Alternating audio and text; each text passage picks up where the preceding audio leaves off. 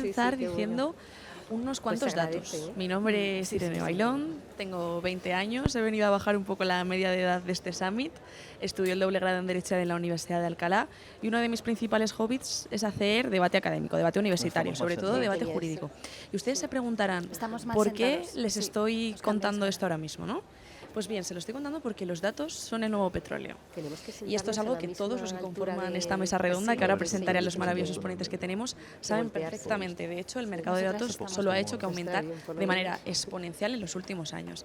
Entonces, bien, ¿quiénes nos van a hablar en esta mesa redonda? Pues vamos a tener a Alberto Gago, que es asesor internacional y experto en regulación y datos de la SEDIA, a Alberto García Hernández de CEPSA, a Idoia Salazar de Odiseya, y va a estar moderada esta mesa redonda por Nerea Bilbao, que es la coordinadora de CEO España, Foundry España. Así que les dejo con los ponentes.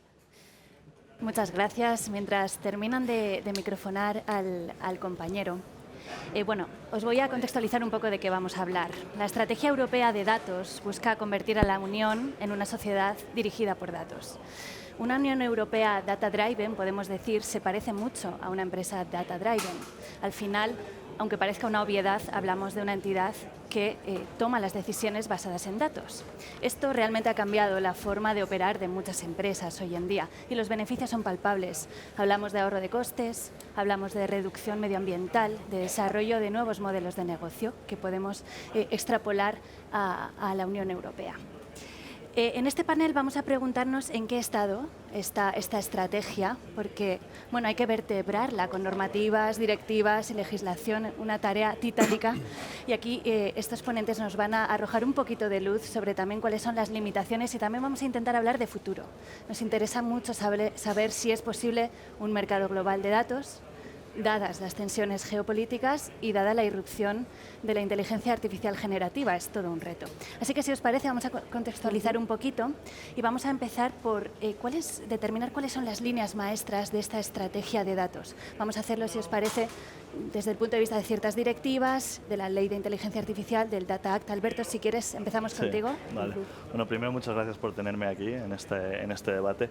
Yo me gustaría empezar desde hace bastante más del 2020 y es digamos, la ambición de la Unión Europea de asegurar que en el mundo digital tenemos una soberanía digital, pero también una competitividad económica a nivel global, ¿no? Entonces, para eso, ya desde el 2018 se está trabajando mucho en la apertura de los datos a través de varios expedientes legislativos. El primero de ellos fue la Directiva de Open Data, de datos abiertos, que obliga al sector público a permitir la reutilización de los datos abiertos, contribuyendo así a este mercado de datos que hay en la Unión Europea y también al global. Después salió la Estrategia de Datos Europea, donde se puso sobre la mesa la necesidad de crear dos directivas diferentes, que serían dos reglamentos diferentes, perdón, que sería la Data Governance Act y el Reglamento de Datos que Pilar del Castillo nos ha explicado anteriormente. Estos dos reglamentos lo que hacen es apoyar un concepto que bajó desde lo que es la soberanía digital a lo que es la soberanía de datos. Es la capacidad de aquellos que producen datos, bien sea los individuos, empresas o sector público, de decidir con quién y bajo qué condiciones comparten sus datos, ¿no? Entonces, desde la Data Governance Act lo que se estableció es estructuras para empezar a crear legalmente los espacios de datos, y desde la Data Act se establecieron los principios sobre los cuales las diferentes entidades en relaciones B2B deberían compartir datos para crear este mercado de datos y que fuera justo y competitivo, y también en relaciones B2G, que es Business to Government, y cómo fomentar también una política pública o unas decisiones basadas en el interés general, pero siempre basadas en los datos, no solo del sector público, sino también del sector privado. Todo esto, la soberanía digital o la soberanía de datos, también tiene una vertiente tecnológica que yo creo que vamos a debatir en las siguientes preguntas, y no solo viene acompañado de regulación en la Unión Europea, sino también de financiación para poner todas estas obligaciones en marcha, no solo por el sector público, pero también por el sector privado. Idoia, yo creo que tú nos puedes hablar como experta sobre la Ley de Inteligencia Artificial. ¿Cuáles son las líneas estratégicas que destacarías? Pues sí, con estas, primero daros las gracias a Digitales por la invitación en este panel tan interesante. todo este mercado de datos que nos ha estado explicando Alberto, pues al final, como bien sabemos, la herramienta que gestiona esos datos, pues al final son los sistemas de inteligencia artificial. Por lo tanto, no solamente en la actualidad necesitamos una regulación específica sobre estos datos, sino que se ha visto que, dadas las peculiaridades que tiene esta herramienta relativa a la toma de decisiones, la toma de conclusiones y el poderlo hacer sin supervisión, de manera autónoma, y no solamente esto, también la incidencia, la de casos que ha habido ya de incidencia negativa sobre los derechos fundamentales de las personas, se ha hecho necesario hablar específicamente de una regulación en inteligencia artificial.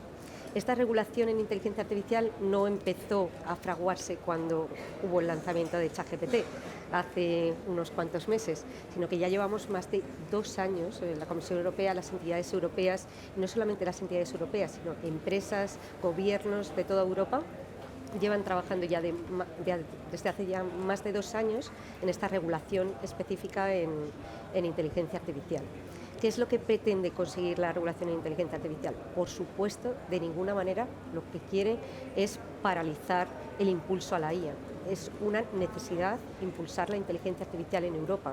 Todos sabemos que vamos muy por detrás de China, de Estados Unidos y la Unión Europea quiere impulsarlo, bajo todo, quiere hacerlo. Pero también ve necesario que no haya, posiblemente por desconocimiento o porque no se han tenido suficientes cautelas, una incidencia negativa sobre los derechos fundamentales, sobre nuestra seguridad o sobre cuestiones climatológicas. Por tanto, ha decidido hacer una regulación basada en el riesgo y ha establecido diferentes niveles de riesgo. Por lo tanto, la regulación europea no se hace sobre la tecnología en sí misma, sobre la inteligencia artificial, sino que se hace sobre riesgos específicos que pueden tener casos de uso específicos que pueden derivarse del uso o desarrollo de esta tecnología. Y por explicarlo de una manera sencilla, ha establecido como una especie de semáforo unas cuestiones, determinados casos que están prohibidos, que son todos aquellos que atentan directamente contra los derechos fundamentales. Por ponerles un ejemplo, que vayas por la calle y te estén enfocando con una cámara de reconocimiento facial continuamente. Está prohibido el uso de sistemas de identificación biométrica en vía pública. Está prohibido también el uso de sistemas de inteligencia artificial para clasificación de personas, como ocurre en China o en otros países. Hay determinadas cuestiones que están prohibidas. Y luego, la mayor parte de la AI Act, por no extenderme demasiado, son estos sistemas de alto riesgo que son aquellos que cuyo resultado tiene incidencia directa de alguna manera, sobre derechos fundamentales, la seguridad de las personas o el cambio climático. En este es el foco principal de la AI Act. En mi opinión, la verdad es que hay muchos casos, habrá muchísimos casos de uso, que es muy sencillo usar o desarrollar este tipo de sistemas de alto riesgo, y cada vez serán más las empresas que los usen. Y el gran reto que tenemos a nivel de país y a nivel de toda Europa es intentar hacerlo fácil, para que las empresas, las startups, todo tipo de entidades que participen de ello, ¿no? emprendedores puedan alquilar un sistema de inteligencia artificial, acceder a esos datos de bancos de datos públicos y hacer grandísimas cosas entre 3 personas.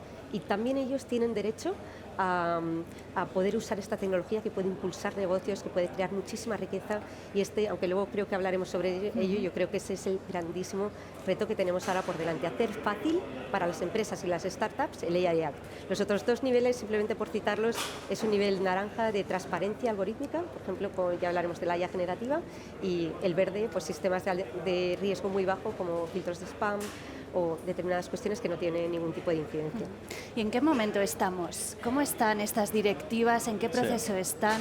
Contadnos un poquito, Alberto, si quieres. Sí, aquí a lo mejor ya sabéis que nos ha comentado Pilar del Castillo que se ha llegado a un acuerdo en el Data Act, en trílogos, entre el Consejo y el Parlamento. Ahora ese expediente en particular, o ese acuerdo, tiene que estar ratificado tanto por el Consejo como por el Parlamento.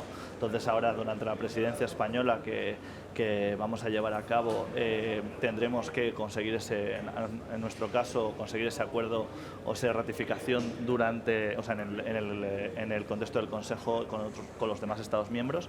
Y además tenemos una serie de objetivos, ¿no?, para esta presidencia, que es conseguir acuerdos en trílogos para el reglamento de inteligencia artificial, también para el reglamento de ciberresiliencia. También tenemos otro reglamento sobre interoperabilidad europea para que los Estados miembros, las administraciones públicas de los Estados miembros puedan hablar entre sí, puedan compartirse información. Y luego además tenemos que avanzar otros expedientes, como puede ser el de cibersolidaridad, es otro reglamento que está a nivel europeo sobre la conexión de los CSIRTs y también sobre el incremento de las habilidades digitales en ciberseguridad. Y luego la revisión de la nueva del reglamento de ciberseguridad, que es la que implementa, que a muchos de vosotros sabréis, la certificación de cloud que está preparando INISA. Sobre la seguridad del cloud. Esto es un poco nuestro calendario legislativo. Eso no quiere decir que además tengamos otros objetivos un poco prioritarios en la presidencia europea, como puede ser el emprendimiento tecnológico o avanzar un debate sobre los derechos digitales en el contexto de los neuroderechos y la producción de neurotecnologías. Pero volviendo un poco al tema del mercado de datos, o sea, todos sabemos que la inteligencia artificial al final, aparte de las estructuras sintéticas que pueda tener, se alimenta de datos que pongan en el mercado a disposición no solo el sector público, sino también el sector privado. Por eso la Data Governance Act y la Data Act son instrumentos legislativos tan importantes que establecen ciertas obligaciones para que grandes empresas tengan que poner al servicio de este mercado de datos sus datos, y que aquellos que consiguen, que adquieren, productos IoT o productos que están conectados a Internet, tengan la capacidad de recuperar esos datos y hacer con ellos lo que ellos crean adecuado. Eso sí, respetando siempre los secretos comerciales y otro tipo de excepciones que existen, por ejemplo, a la seguridad de los productos o también a cláusulas de no competitividad que tiene, por ejemplo, el reglamento de datos. Pero me gustaría apoyarme sobre todo en una entidad que se ha creado a través de la Data Governance Act, que se llaman los intermediarios de datos, y la potenciación de este tipo de actores dentro de lo que es el mercado o la economía digital, porque son los que van a ayudar a aquellos que no están suficientemente preparados para compartir sus datos a limpiarlos, a estructurarlos y a poderlos poner en servicio de otras personas, y a poderlos poner también no solo en servicio desde un punto de vista técnico, sino también desde un punto de vista legal y contractual. Entonces estos actores son muy importantes también para dar acceso a todos aquellos desarrolladores de inteligencia artificial que tienen necesidad de conseguir esos datos. Idoia, ¿y de qué plazos estamos hablando para la ley de inteligencia artificial? Pues esa es la gran pregunta que tiene ahora mismo, yo creo que toda Europa. Como os decía, sí que llevamos más de 2 años con la preparación de esa ley. Lo que está pasando es que es cierto que es una ley que es bastante polémica, está siendo bastante polémica. Hay intereses empresariales que ahora nos contarán. Las empresas lo que quieren es usar la IA, la necesitan para gestionar todos esos datos y ser más eficiente. Entonces, por otro lado, tenemos los tribunales, los legisladores, que ven mucho peligro en la IA, y está viendo como una especie de... Ha tenido que haber mucha conversación entre empresas de diferentes países, de diferentes culturas, diferentes aproximaciones para llegar al momento actual que tenemos del AI Act. Yo creo que después de del feedback del Parlamento Europeo, ha habido hace poco nuevas incorporaciones de cuestiones específicas sobre IA fundacional, otro tipo de modelos de IA generativa, que luego comentaremos. Se espera que a finales de este año esté aprobado el AI Act, y una vez que se apruebe tendremos un periodo de unos 2 años en el que todas las empresas podrán adecuarse, todas las empresas o organismos públicos y privados que usen o desarrollen sistemas de inteligencia artificial puedan cumplir sistemas de inteligencia artificial de alto riesgo, es que hay muchas coletillas, pues ahí tendrán oportunidad, deberán realmente cumplir con los requisitos de esos sistemas, o multas, o serán multados y tendrán un problema. Vamos a hablar ahora con Alberto como representante de la empresa que tiene que adoptar finalmente esas regulaciones. ¿Cuáles dirías que son los principales retos a los que os enfrentáis en relación a estas regulaciones sobre datos? ¿Qué tal? Lo primero de todo, buenos días a todos, y es un lujo estar compartiendo conocimiento hoy con vosotros. Principales retos, os diría que uno de los mayores es la gestión de macrovolúmenes de información, ¿no? Nosotros en un parque energético, por ejemplo, gestionamos más de 300.000, 350.000 sensores en tiempo real. Esto significa que esas señales están emitiendo datos, telemetrías por segundo. Imaginaros el alto volumen de información que genera, ¿no? El mundo IoT, el Internet de las Cosas, o el Industrial IoT, lo ha cambiado todo. Nosotros generamos al día más datos que Twitter en un año, y lo hacemos en un parque energético, ¿no? Realmente en España tenemos 3. Por tanto, una de las mayores complejidades reside en gestionar, ¿no? En hacer este data management de los datos. Nosotros en qué trabajamos en este ámbito. Lo primero, en crear principios y estándares para la gestión de los datos, desde la parte más de adquisición, tratamiento, e incluso la IA, estándares y principios. Con lo que hemos confeccionamos hace ya un tiempo, y es algo que está vivo, nuestra norma Data Driven, que habla de principios fundamentales. Yo os resumo algunos, ¿no? Hay un principio básico para nosotros que es, el dato como compañía Data Driven. El dato para nosotros es un activo estratégico, ¿no? Es un activo estratégico como lo puede ser la generación del hidrógeno verde. Entonces, hay que proteger y cuidar tanto la data como la algoritmia, estableciendo políticas, estableciendo técnicas para securizarlo, ¿no? Y al final son activos valiosísimos para nosotros, y trabajamos en eso, ¿no?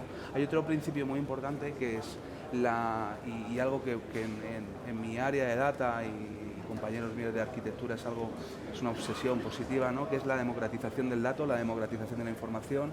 Una compañía data driven tiene que estar orientada a la cultura del dato, y esto significa que hay que tomar decisiones basadas en datos y decisiones certeras y objetivas, ¿no?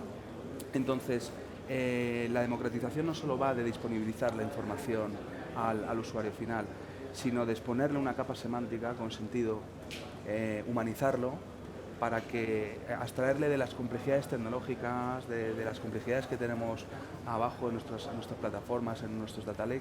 Tiene que ser muy sencillo, y tenemos que enfocar a las personas a un consumo del dato efectivo, ¿no? Y para nosotros este es uno de los principios.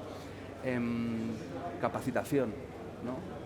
Formar a nuestros empleados resulta fundamental, formarles en nuevas tecnologías estado del arte, que resultan fundamentales para su día a día y para su toma de decisiones, ¿no? Estamos muy enfocados ahí y tenemos una oferta formativa muy amplia, ¿no? para nuestros empleados. Por otro lado, tenemos nuestra oficina de gobierno del dato, ¿no? La oficina de gobierno del dato perdón, es una oficina de gobierno transversal a toda la compañía, que trabaja en distintos principios. Uno de ellos, por ejemplo, es el tema de la interoperabilidad de los datos, porque tenemos ecosistemas de datos muy complejos, pero bueno, trabajamos en aspectos organizativos, en aspectos también de definición de roles de gobierno, quién se encarga de qué, dependiendo de la unidad de negocio a la que pertenezca o del área de tecnología a la que pertenezca. Trabaja en algo que es muy importante, ¿no? Y el gobierno del dato, que a veces es un poco etéreo, ahí yo creo que funciona muy bien, que es el tema del data quality, porque esto no va de tener muchos datos, sino de tener datos y tener datos buenos para tomar buenas decisiones, ¿no? Hace no mucho nos pasaban una iniciativa en un proyecto de optimización de una unidad de nuestro parque energético. Detectamos una ineficiencia en el data quality, y esto puede provocar pérdidas en los negocios. Claro. Entonces resulta fundamental aplicar un Data Quality Score, indicadores de calidad, y es algo que trabaja la oficina. Es decir, en resumidas cuentas, trabajamos en implementar el gobierno del dato en el ADN de la corporación, en los procesos, en la tecnología, para que no sea algo etéreo que quede al final, ¿no? Y este para mí es uno de los principales retos, ¿no? Eficientar arquitecturas, también la arquitectura del dato es importante, ¿no? Seleccionar arquitecturas resilientes y eficientes para tener un buen retorno, ¿no? Bueno, da la sensación que también estáis solucionando esos retos por lo que nos cuentas, así que yo creo que es es positiva la intervención. Y Idoia, yo creo que tienes algo que quería aportar. comentar una cosa a raíz de lo que estabas diciendo, porque me parece importante recalcar varios de los puntos que has dicho, referente a la interiorización de esa cultura del dato que comentabas. Yo suelo decir lo mismo con los temas de inteligencia artificial. Hoy en día yo creo que prácticamente todas las empresas podrían usar estas herramientas para eficientar sus procesos en base a unos buenos datos. Y has dicho, yo creo, dos cuestiones que me parecen muy importantes. Uno, que la manera de realizar esta interacción con las tecnologías, con los datos, con las herramientas de inteligencia artificial sea muy sencilla, por lo que yo creo que todas estas herramientas, estos grandes modelos del lenguaje van a ayudar mucho a nivel cerrado dentro de la empresa. Y por otro lado, esta cuestión que comentabas de interiorizarlo dentro del ADN, es decir, a nivel estructural de la propia empresa, me parece básica. Ni los temas de inteligencia artificial ni los referentes a lo que tú estás diciendo no los veo focalizados en un departamento concreto, como si dijéramos. Hay que cambiar estructuras. Tienes que dar muchísima formación en un lenguaje sencillo adaptado a distintos departamentos para que los departamentos de recursos humanos, el departamento de contabilidad, los distintos departamentos de una empresa con adaptación del lenguaje concretamente empiecen a asumir esa cultura de la inteligencia, de uso de este tipo de herramientas de inteligencia artificial u otras relacionadas con lo que estabas comentando. Es cambio estructural, es algo que debe de venir de absolutamente todas, o debe aplicar a prácticamente todos los departamentos de una empresa. Si focalizas en uno, yo creo que es un error. Hay un tema, ¿no?, que es muy natural de las corporaciones, sobre todo las corporaciones multinacionales, como nuestras, ¿no?, que son entidades ya bastante amplias. Nosotros trabajamos mucho en romper esos silos, ¿no? Romper esas barreras, y cuando hacemos grupos de trabajo ya no es el grupo de tecnología, ya no es ciber, ya no es solo el área de sistemas informáticos, no, trabajamos juntos, ¿no?, con representantes de cada unidad para una visión común y una misión, ¿no?, que es el uso de los datos correctos, el uso de la IA. Y a día de hoy, si nadie se plantea, por ejemplo, conceder sus credenciales de su teléfono móvil o su número de tarjeta de crédito, porque ya es algo que lo tienen muy interiorizado, ¿por qué no va a ser igual cuando trabajamos con datos o cuando trabajamos con IA generativa? Pero bueno, luego podemos comentar que hay algún... Sí, pero antes de entrar en el tema de la inteligencia artificial generativa, sí que quería proponeros si al final la regulación es un stopper o es un aliciente, tanto para la empresa. ¿Cómo lo veis vosotros que estáis en la parte de regulación? Alberto, si quieres. Bueno, yo quería comentar un poco a esta discusión también, porque ya no es solamente hacer tu gestión del dato en tu empresa, sino estamos hablando ya de cómo compartirlos con otras empresas, claro, cómo cambiar el modelo de negocio de arrasar con todo lo que puedes y tenerlo todo protegido, o empezar a pensar en un modelo de negocio de competición y no competición, en la que tú te pones a colaborar con otras empresas, no solo en tu sector, sino además en otros sectores, para que empieces a generar nuevos modelos de negocio, nuevos productos, nuevos servicios o nueva información basada en datos mucho más, digamos, más sofisticados, porque hay más variedad, ¿no? Entonces, eso es uno de los grandes retos, yo creo, que también tenemos en España y en Europa, de cómo poner a las empresas de acuerdo. Para eso, la Unión Europea y España está financiando lo que se llama espacios de datos sectoriales y esto. Entonces, a lo mejor también, no sé cómo hacéis vosotros en CEPSA el tema de compartir con otras empresas, ¿no?, que también... Sí, nosotros trabajamos en el ámbito de data sharing. Sí es cierto que la tecnología todavía en el ámbito tecnológico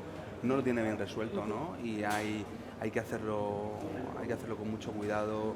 Hay unos aspectos legales y conceptuales muy importantes, pero es verdad que hay que cambiar muchas cosas. Y vuelvo otra vez al tema cultural, porque muchas veces cuando trabajamos con los datos parece que los datos son nuestros datos, ¿no? Son datos de compañía, son datos para mejorar la sociedad, son datos para mejorar el tejido empresarial, y yo creo que nos podemos beneficiar a nivel empresa privada de justo esto que tú comentabas, Alberto. Es un cambio de mentalidad, y a mí eso me parece lo más difícil de cambiar, más allá de esto.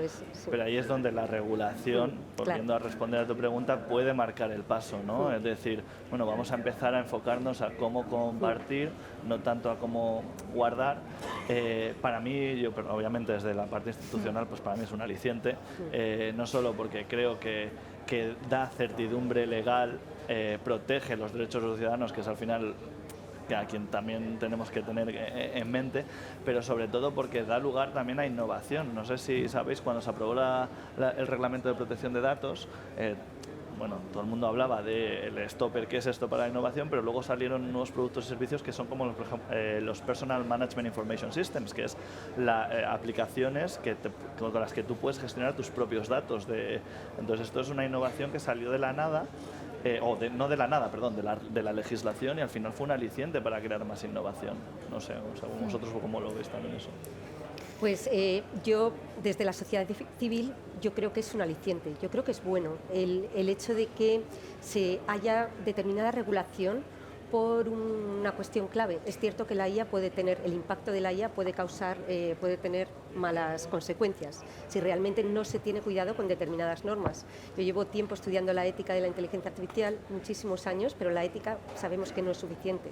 Hay empresas que muchas veces de manera inconsciente, por ánimo de ir solo al negocio, no se tiene suficiente en cuenta cuestiones éticas, muchas veces por desconocimiento. Y esta ley lo que va a permitir, lo que va a obligar es a aquellas empresas que usen o desarrollen estos sistemas de alto riesgo que afectan directamente a los derechos fundamentales, va a proteger, va a hacer que esas empresas tomen medidas extra para poder prevenir el impacto negativo de esta tecnología. Por lo tanto, a mí me parece que va a fomentar la confianza de los consumidores en el mercado y va a suponer algo bueno para las empresas, de cara a las empresas, que es otro tipo de cuestión. Yo creo que para la sociedad va a ser bueno el AI Act, sin duda. Para las empresas yo creo que también. Esta generación yo creo que ahora mismo a nivel social hay mucha incertidumbre con el tema de la inteligencia artificial, muchos prejuicios asociados a diferentes cuestiones, mucho miedo con temas de toma de decisiones autónomas, este tipo por parte de las empresas, este tipo de cuestiones, y el hecho de que haya una regulación extra sobre la actuación de las empresas va a fomentar la confianza del mercado y va a incidir directamente en que las empresas tengan una mejor recepción por parte de los consumidores de desarrollo de productos y servicios con IA. En España, de hecho, para fomentar esta cuestión a nivel de las empresas, pues se va a empezar un sandbox de regulación en inteligencia artificial, donde se va a intentar que se vaya a probar, como por ejemplo cualquier startup, cualquier mediana empresa, gran empresa lo tiene más fácil, se puede adecuar al AI Act sin que les suponga un riesgo para su negocio. Se van a dar una serie de guías para poder probar de qué manera se pueden adecuar sus sistemas de alto riesgo a la regulación sin que esto suponga una merma para su negocio. Entonces sí que, eso a nivel España, pero a nivel Europa también hay otro tipo de iniciativas enfocados en esa cuestión que estabas diciendo tú antes de la sencillez. Yo creo que es la clave aquí, es intentar hacer productos sencillos o intentar hacer una mediación sencilla para poder seguir impulsando la IA de manera responsable sin que esto sea un perjuicio para el negocio y para los usuarios. Convenimos en que es un aliciente. Yo esperaba que Alberto dijera que también es un dolor de cabeza puntualmente. La regulación para las empresas, esa actualización constante. Es un tema muy complicado, pero sí lo veo como aliciente porque nos ampara, ¿no? Nos ampara a la hora de definir ese aspecto normativo en el uso de la algoritmia. Yo creo que lo bueno de todo esto es que CEPSA está trabajando en ello, ¿no? Y ya hemos confeccionado ese grupo de trabajo, como os comentaba antes, donde hay diferentes perfiles que llegan a toda la compañía para fortalecernos, ¿no? Y capacitarnos, porque yo creo que hay muchas cosas hechas, pero por otro lado creo que está todo por hacer, ¿no? Y como tú comentabas, no es sencillo, ¿no? Y yo creo que cuando exponemos este tipo de temas a nuestros empleados, lo tenemos que hacer lo más transparente posible y lo más usable posible, ¿no? Más portable. Ya por ir cerrando, si os parece, el título de esta mesa es El mercado global de los datos. ¿Nos podemos plantear un mercado global de los datos, dadas las tensiones geopolíticas y dada la irrupción de la inteligencia artificial generativa, que ya está prohibida en países como Italia? ¿Qué hacemos? Bueno, ¿quién quiere romper este?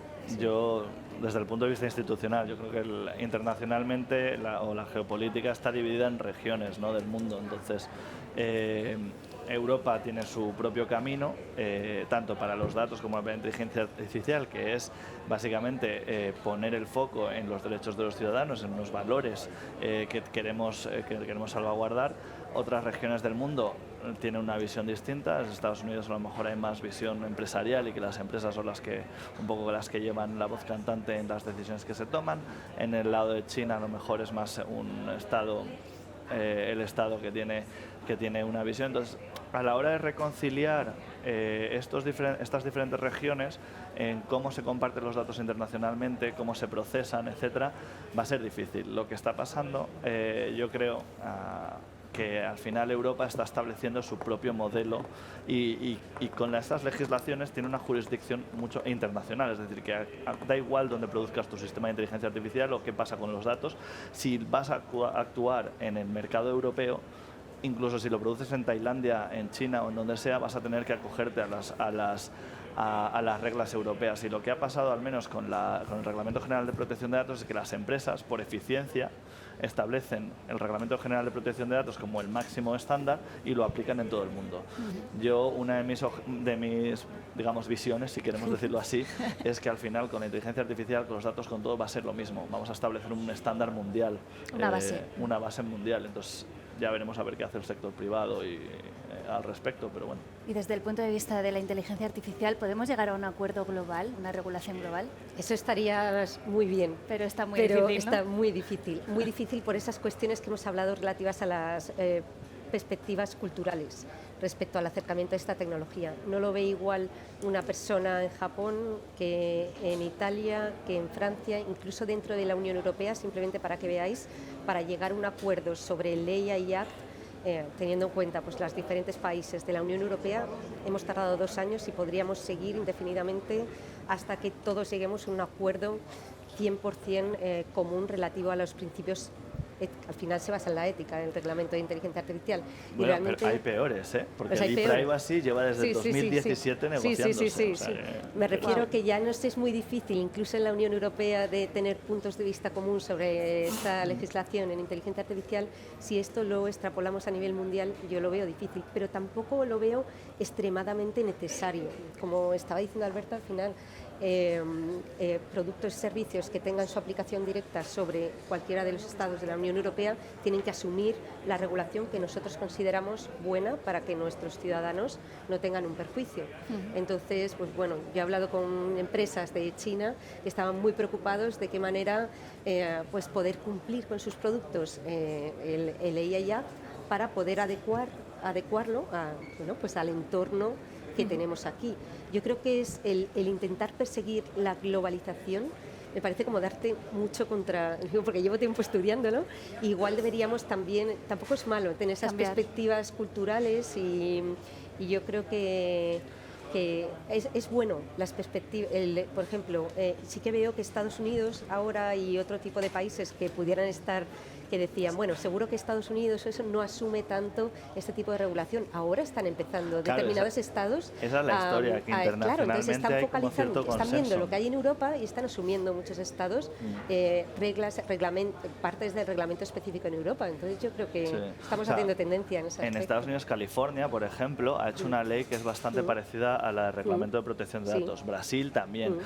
Pero no es solo eso. Lo que sí que, perdonadme, ya sé que estamos un poco fuera de tiempo, pero la última cosita, y es que sí que hay un consenso internacional sobre la necesidad de regular de alguna manera la inteligencia artificial. Y me vais a perdonar porque me están metiendo prisa, sé que esto es una conversación apasionante, ha sido de verdad sumamente enriquecedor, creo que para todos los que nos han estado escuchando hemos visto una perspectiva más institucional desde las empresas, también desde otro tipo de institución no diferente que mira la ética del dato y bueno, de una manera excelente y moderada, sobra decirlo.